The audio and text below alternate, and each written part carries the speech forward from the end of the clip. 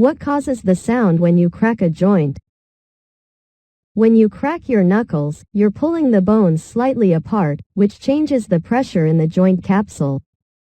This change in pressure causes the formation of a gas bubble, and when we bend the joint, these bubbles pop, causing an audible sound.